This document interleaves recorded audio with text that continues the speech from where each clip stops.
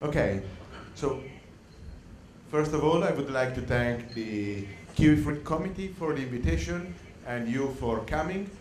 And it was a great opportunity because I had the possibility to see how promptly the kiwi fruit industry reacted in Chile to this disease and how well you are performing in coordinating between research like INA, SAG that are inspecting and growers and committee the activity linked with the containment of the disease. And I think this is a perfect starting for the kiwi fruit industry here in Chile to prevent the spread of the disease. This presentation is coming mainly from my region, that is the Emilia-Romagna region. As you will see, is not the first kiwi fruit producer region in Italy, but is the first in terms of investment on the research for the control and the first in the technical input and in the extension services to grower.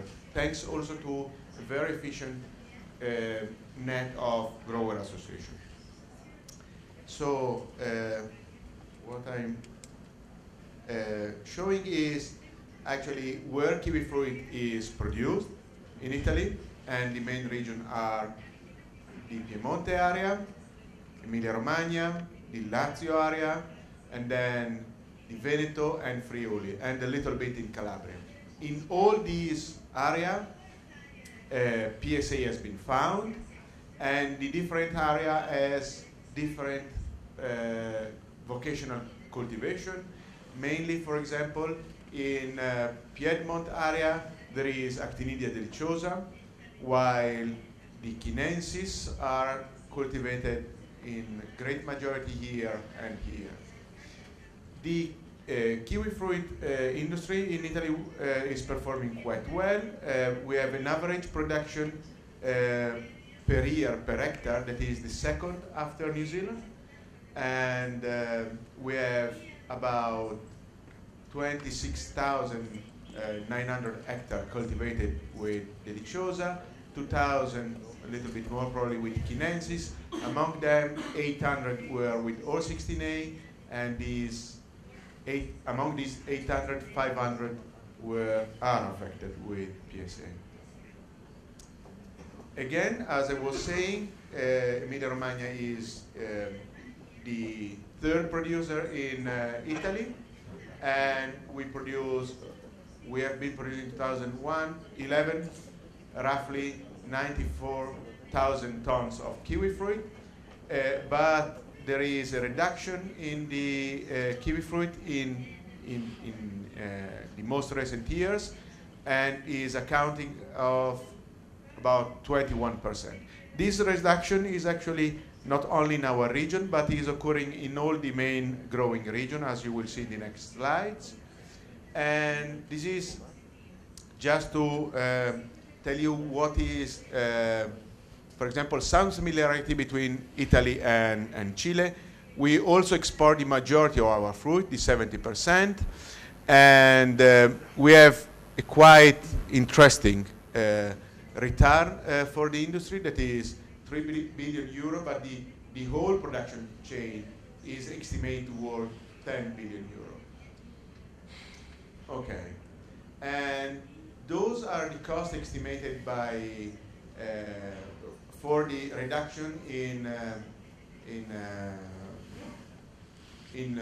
economical revenue due to the PSA, and there is been estimated that there will be per hectare per year a reduction of 20,000 euro due to just production losses, 50,000 okay, that one, euro per hectare for orchard investment. So if you have to replace your orchard with another plantation, and about 15,000 euros per hectare to destroy the plants and stop the spread of the infection. And the reduction in production is estimated to be between 10 and 50% according to region and according to the cultivar you cultivate. The number of orchards that have been affected are increasing constantly from 2009 till 2013. In yellow, you see the bar linked with yellow varieties, and in green, the one linked with Actinidia deliciosa, so with the green variety. As you can see, it started on yellow varieties. It has been found firstly on yellow varieties, and then it increased quite constantly, and recently we have a big number of orchard affected also for the green variety. Those data refers mainly to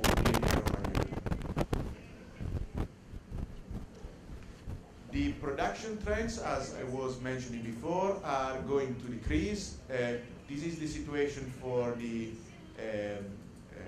A-word, and it has been estimated, for example, a reduction of 18% in Emilia-Romagna, and the whole reduction in Italy about 25%, mainly due to PSA, but also to other factors.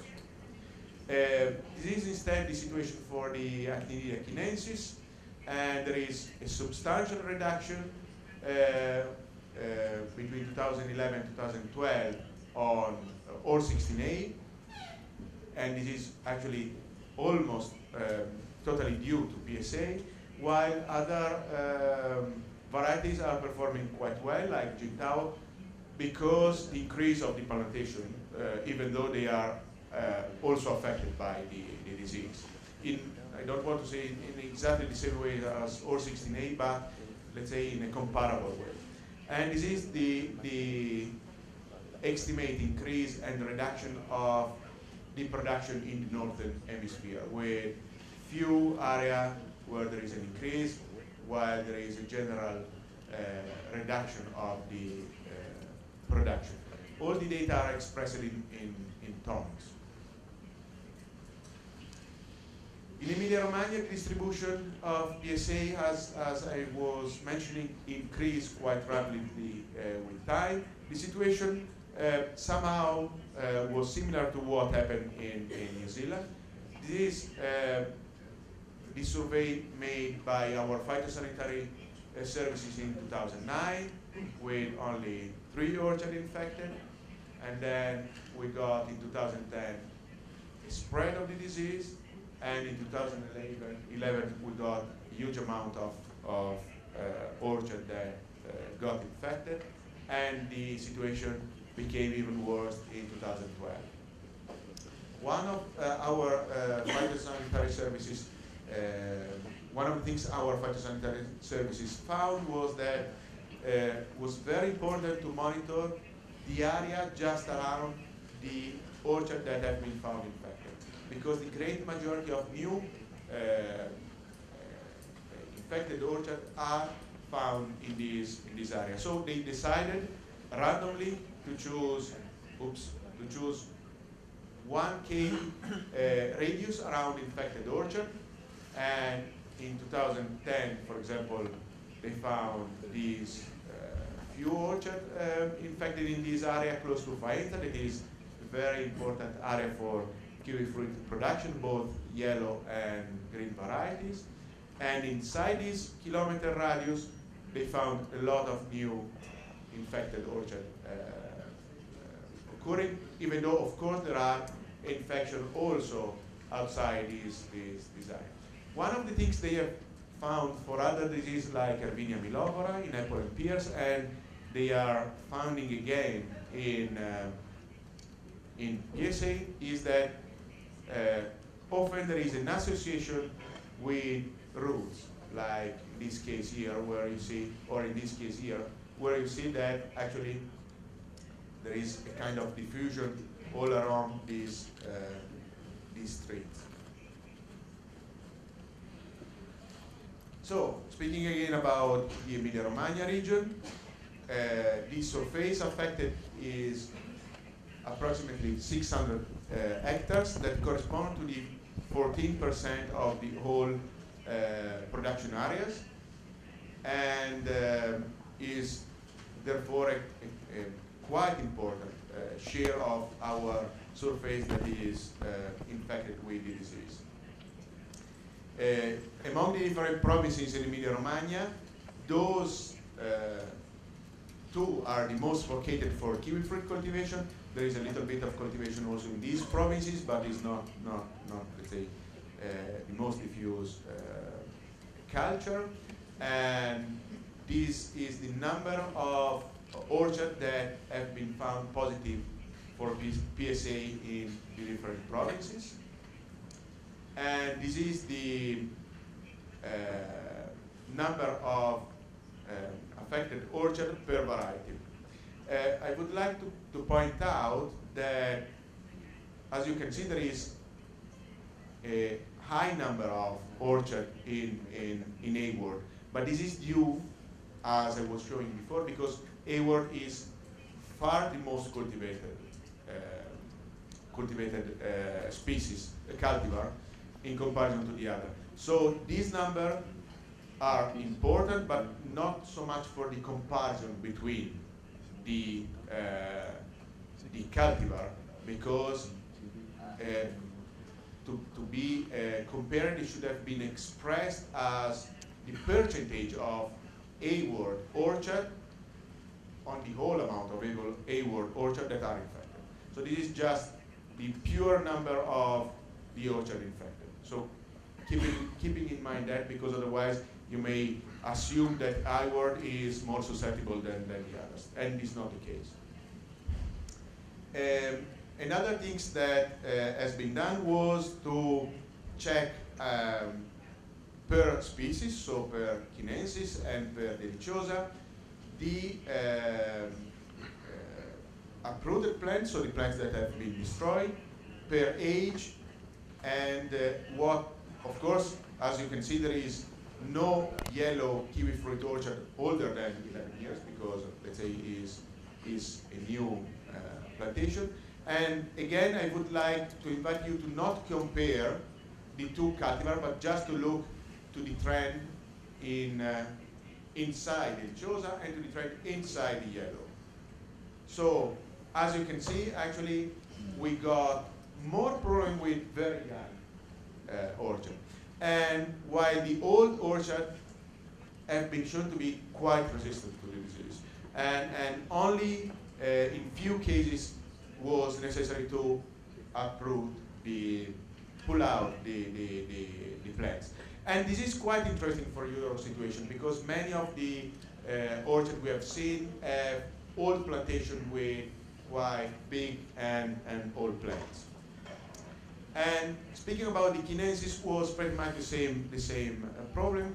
We got a huge amount of plants that have been destroyed at the 4th year of plantation, and then going with the age, there is less and less number of plants that must be destroyed due to the infection. This is, again, a little summary of the uprooting or of the plants that have been cut to the rootstock, and is expressed as surface and number of plants. Again, mainly for the Emilia-Romagna region. And as you can see, there is, of course, an increase in the uprooted surface and an increase in the uprooted plants. But still, the situation is not as bad as in New Zealand. If you think that 90 hectares have been destroyed, actually 143 from the beginning of the disease, is still a big problem, but not as big as in other situations. This is pretty much the same data expressed as the surface uprooted for the deliciosa and for chinensis in the last 3 years. Okay, one of the things the region was really interested to do was to survey nursery, to prevent the spread of the disease via the plantation of infected propagation material. And there have been, from the starting in 2009 till 2012, there have been a number of inspections, starting with very few inspections because at the beginning the problem was not a so big problem, coming to, let's say, a much bigger number of inspections, and actually found a number of positive plants inside, a positive case inside the inspection they performed. And also in the area just around the nursery, there were found positive case of PSA. These resulted in a destruction of many plants, because once you find in a nursery infected plants, all the production, the propagation material must be destroyed. So all the action that have been started from 2009 are similar to the one you are doing here. In Italy, they were not coordinated at the national level, but they were made by the regional level. And there was a monitoring program made by our phytosanitary services, nursery screening and inspection to the nursery, adoption of specific laws and rules to prevent the disease or to refund growers, and adoption of prevention and defense techniques that are published in guidelines. Those guidelines are kind of suggestive. They are usually not compulsory. And the activation of research programs, that was actually a key point in understanding how the disease is moving and how we can control it. And I should admit that our region, and also the Italian government, but the Emilia-Romagna region invested a good share of the funds available for the research programs. So this is how the monitoring is performed. It's not performed, let's say, by growers or extension services, but is carried out by actually it's carried out by with the technical assistance of the grower association, but is coordinated by the regional phytosanitary inspection, and is the phytosanitary inspection that is doing, like SAC, the identification for the diagnosis. Those are the law that have been put in place to, let's say, regulate the situation, and they started in 2010, ending in 2012 with an European regulation that put Pseudomonas syringae in the list of quarantined bacteria. So we started with some emergency measure for the prevention, control, and eradication. Of course, the eradication was not possible. And on disciplinary, on nursery production. This law actually modified the previous one and added few more regulation. And this one is actually including the other two, and is the one that is, let's say, in force at the moment. So starting from the one in 2010, we started with, of course, the need of making this inspection, the official notification of the suspected plant. So anytime there was a plant that was suspected to be affected with PSA, it must be declared to the phytosanitary services. Then there was a compulsory pruning or eradication, and the pruning had to be performed at 70 centimeters below the last visible symptoms, so by decorticating the decay. Then it has been, let's say, defined a kind of security area around of 500 meters around the infected orchard. That was a big underestimation. And then there was the regulation about the movement of plant material from the infected area. And the only things that was excluded from the regulation were the fruits, because we still think that fruits are not a vector for the infection. And of course, the definition of policies for the nursery production and of the penalties for the one that do not respect the rules, even though it's quite difficult to enforce those rules. Okay. So with the European regulation, now now PSA is a full quarantine pathogen. So there is regulation on the introduction of kiwi fruit plant material from outside Europe in Europe, a regulation of nursery production at European level, and of the circulation of kiwi fruit plant material inside Europe.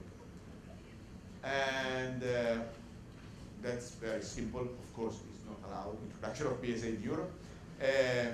Introduction of actinidea plants and pollen is allowed only if it meets a specific standard. Those specific standards are like the plant passport. And the movement of kiwi fruit plants within Europe is allowed only if it meets the previous criteria, and the inspection are in charge of each member state. And all the report must go then to the European Commission. So what are those, let's say, requirements? The requirement is that all the plant material has a phytosanitary passport, and all the propagation material is produced in closed greenhouse.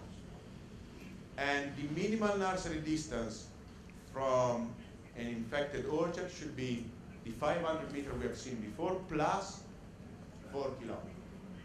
Okay? How the region is trying to, let's say, help the grower to cope with the disease, and how is, let's say, helping the grower to be convinced to take out some plant material that is, let's say, infected, is by giving some refunding to the growers for the plant they have to destroy. And these refunding programs are not, of course, giving the perfect amount of money to the growers, but is actually helping the grower in deciding to destroy the plant when those plants have not been yet found by the phytosanitary services. Because when they have been found officially by the phytosanitary services, they must be destroyed anyway. So there is no choice. And the refunding are given according to the age of your orchard and to the species. So for the Dichosa and for Kinesis, you have slightly different amount. Okay. What about the research? The research is started to be founded in 2009-11. I'm listing just the regional project and one of the national project. There have been also projects funded by the other main producing regions like Lazio that put again a lot of money. So that there was these 3 regional projects: the bacterial cancer of actinidia, setup of the defense strategy, remediation of a vineyard affected by bacterial cancer with amount of 90,000 euro, 40,000 euro, and then a project that just lasted about 331,000 euros. Then there was this national program of 1 million euro, and there is a new project starting right now that is the continuation of the other regional one, again with a budget approximately of 300,000 euro. And finally, at European level, there has been a call for an international project. The international project is called DROPSA. DROPSA stands for Drosophila Suzuki and PSA. It has been funded with 6 million euro. Those are the 20-something, 24, 25 participants.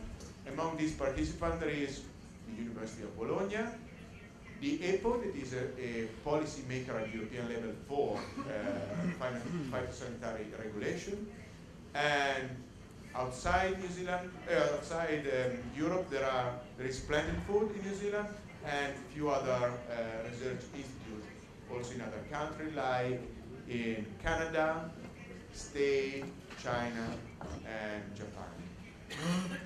Okay, what are the topic this project is addressing?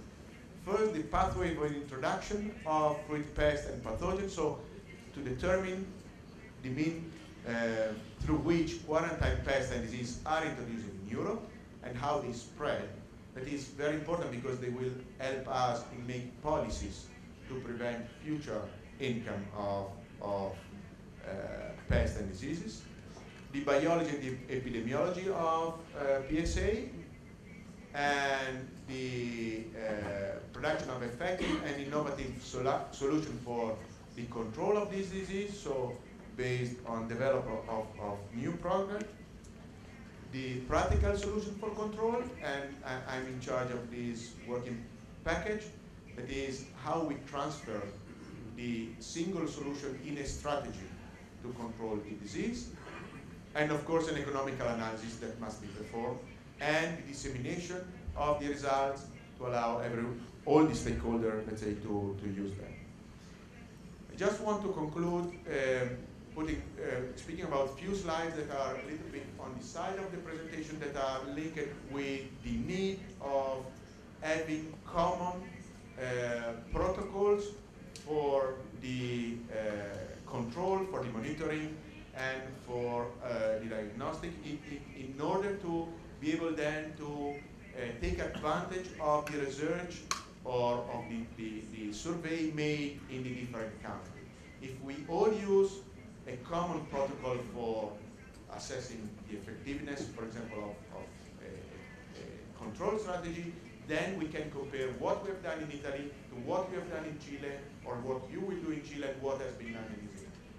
Without this common protocol, the comparison between the results is always very difficult.